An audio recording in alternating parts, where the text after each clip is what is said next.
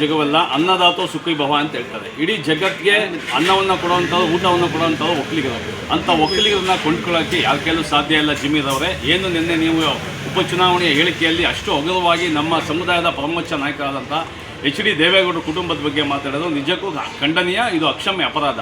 ತಾವು ಅವ್ರಗಳಲ್ಲೇ ಬೆಳೆದು ಪಳಗಿ ಅವ್ರ ಮನೆ ಗೇಟನ್ನು ಕಾಯ್ಕೊಂಡು ಈ ಮಟ್ಟಕ್ಕೆ ಹೋಗಿ ಅದು ನಮ್ಮ ಸಮುದಾಯದ ವಿರುದ್ಧ ನಿಮ್ಮ ಸಮುದಾಯದವರು, ಮುಸ್ಲಿಂ ಸಮುದಾಯದವರು ಒಂದೊಂದು ರೂಪಾಯಿ ಹಾಕಿ ಅವ್ರನ್ನ ಕೊಂಡ್ಕೋತೀವಿ ಅಂತ ಹೇಳ್ತಿರಲ್ಲ. ಎಷ್ಟಿದ್ದೀರಾ ನಿಮ್ಮ ಸಮುದಾಯ? ಒಂದು 40 ಲಕ್ಷ 50 ಲಕ್ಷ ಹಾಕಿದ್ರೆ ದೇವೇಗೌಡರ ಕುಟುಂಬ, ಕುಮಾರಸ್ವಾಮಿ ಕುಟುಂಬ ಬಂದ್ಬಿಡ್ತದೆ ಅಂದ್ರಿ. ಯಾವ ರೀತಿ ಮಾಡ್ತೀವಿ ನೀವು? ಒಂದು ಚುನಾವಣಾ ರಾಜಕೀಯ ಮಾಡುವಾಗ ಹಣ ಕೊಟ್ಟು ಪರ್ಚೇಸ್ ಮಾಡ್ತೀವಿ ಅಂತೀರ.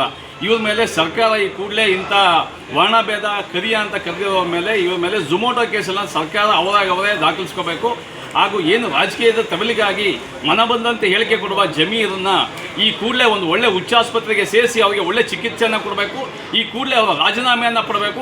ಇಲ್ಲವಾದ ಪಕ್ಷದಲ್ಲಿ ರಾಜ್ಯಾದ್ಯಂತ ಒಕ್ಕಲಿಗ ಸಂಘಟನೆಗಳು ಇವರಿಗೆ ತಕ್ಕ ಪಾಠವನ್ನು ಕಲಿಸ್ತವೆ. ಅವರೆಲ್ಲೇ ಅವರು ಮೊಸೆಯನ್ನು ಬಳಬೇಕಾಗತ್ತೆ ಅಂತ ಅವರಿಗೆ ಎಚ್ಚರಿಕೆಯನ್ನು ಕೊಡ್ತಾ ಇದ್ದೇವೆ.